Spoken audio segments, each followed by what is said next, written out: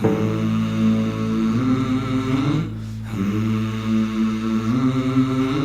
used to be an angel. Então, diante desse quadro que pelo que a gente está passando, nós vamos aqui reforçar alguns elementos para que tu tenhas em casa esse momento de estudo, como eu já te falei em aula, que é importante. Não estamos em férias, estamos num momento de isolamento bem importante, e vocês aproveitem esse momento para seguir os estudos que a gente vem fazendo ao longo das semanas. E este videozinho que a gente vai conversar agora vai reforçar alguns elementos muito importantes que vocês precisam para que nós fechemos as nossas ideias de interpretação sobre as quais viemos falando desde o início das aulas, tá? Então, te organizas, depois no fim eu vou te dizer direitinho os exercícios que tu vais fazer para que tu não fiques tanto tempo distante dos estudos, tá? Então, o que a gente vai relembrar aqui e vai reforçar? Os recursos expressivos, tá? Que são bastante importantes para que tu pratiques a interpretação, para que tu compreendas muitas técnicas de interpretação que nós falamos em aula.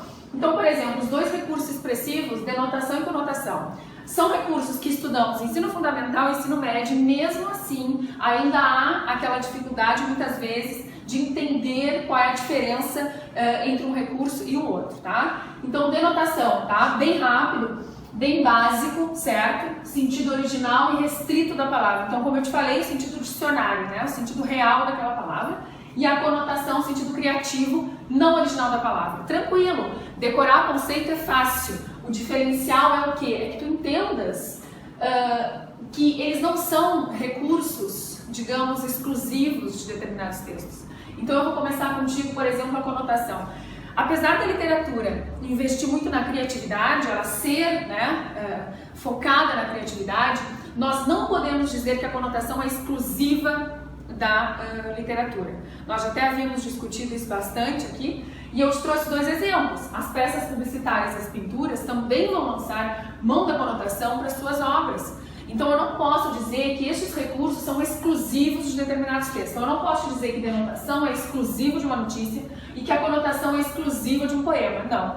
Então elas são predominantes. Esta é a palavra-chave para que tu entendas algumas questões. Elas predominam mais em um texto do que no outro, tá?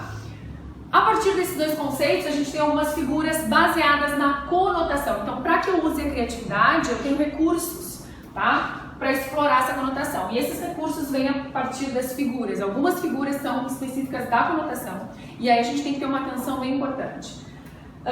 Vou reforçar, não são exclusivas, olha o que eu usei, baseadas em conotação, não são exclusivas da conotação. Comecemos com a metáfora, tá? Associação entre dois termos que não possuem relação objetiva. Então eu tenho que ter muito cuidado, porque eu vou aproximar dois termos, duas palavras, duas coisas, dois seres, que não vão ter uma relação objetiva. E eu entro com a subjetividade, eu entro com a conotação para interpretar essa questão. Então, peguei a fatídica e bem comum, que é a Amazônia é o pulmão do mundo. Nós temos a relação de pulmão, de Amazônia, certo? E qual é a relação que elas têm? Não é objetiva. Não é uma relação intrínseca, uma relação que está inferida e que está conotada. Então, eu uso estes substantivos se relacionando de forma conotada, certo? Então, é aí que está o interesse da metáfora. É que nós consigamos interpretar o que está subjetivo entre esses dois termos e nunca o que está óbvio. Metáfora dentro da conotação, como recurso de conotação, não é obviedade. Tomem cuidado, sempre ligados nas marcas linguísticas. A metáfora é muito comum aparecer com o verbo de ligação ser, presente, passado e futuro, e com essa comparação de dois termos, não relação objetiva. Depois a gente tem a comparação assímile, que também está dentro deste teor da metáfora, numa relação entre dois termos não objetiva. Eu preciso entender a subjetividade que ela traz, só que nós temos uma ajuda, que são os conectores como, feito e quanto. Então, dentro da comparação, eu vou enxergar estes conectores. A gente costuma dizer que nós temos uma comparação, ou seja, é mais evidente, ela está explícita, né? Mas temos um baita pega-ratão aqui. Quando nós estamos falando de comparação dentro da conotação, nós temos que achar o quê? Elementos que se relacionam de forma subjetiva. Então, se eu te disser assim,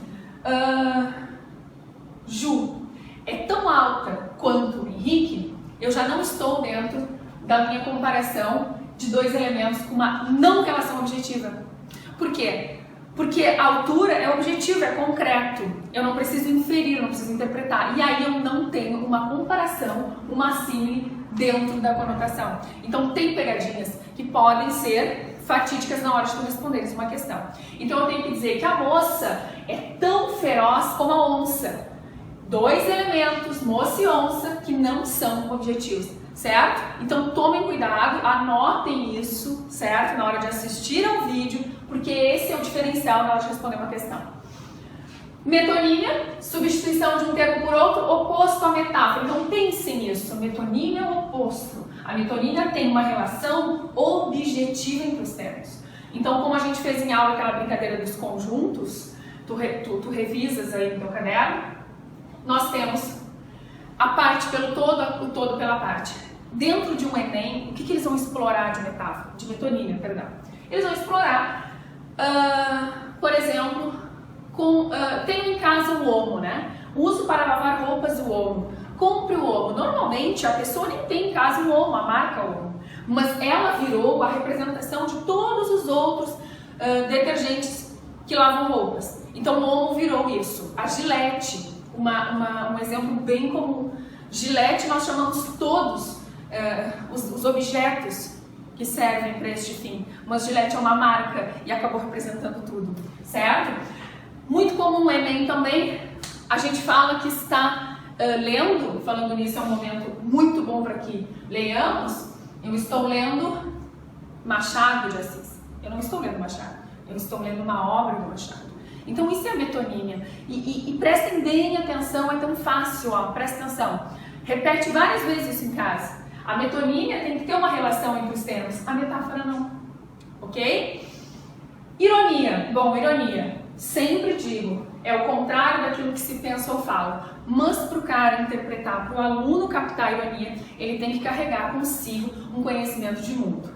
Né? Então, melhor do que neste momento, para tu te informares mais, entrares em contato com a atualidade, com as notícias que estão nos rodeando, pensar e refletir acerca dos fatos deste momento, farão com que tu não sejas pego por uma ironia. Então a ironia vai depender muito do interlocutor, porque eu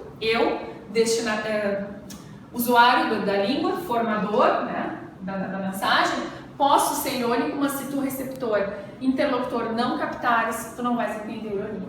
Ela está muito presente em charges, em tiras, em piadas, tá? Então te liga nisso. Eufemismo, um recurso de conotação que vai atenuar.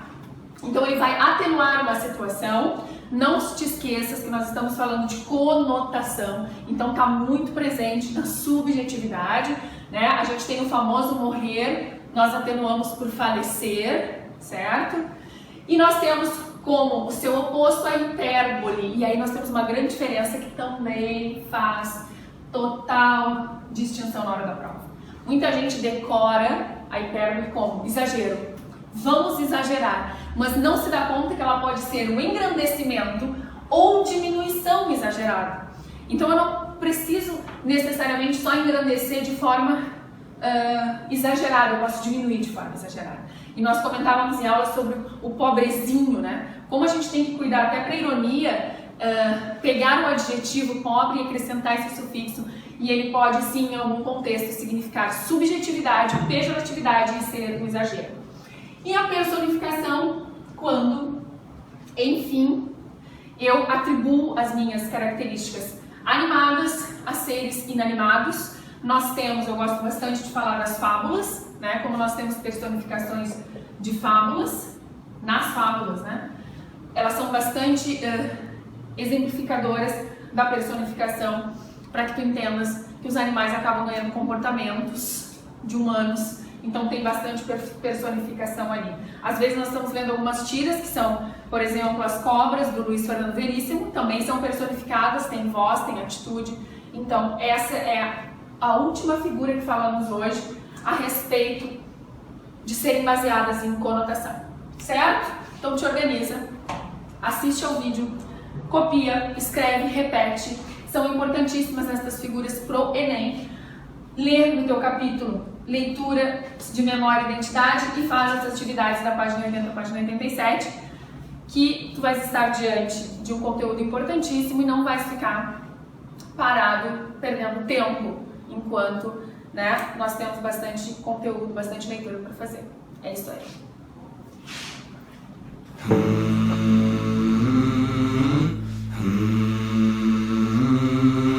There used to be an angel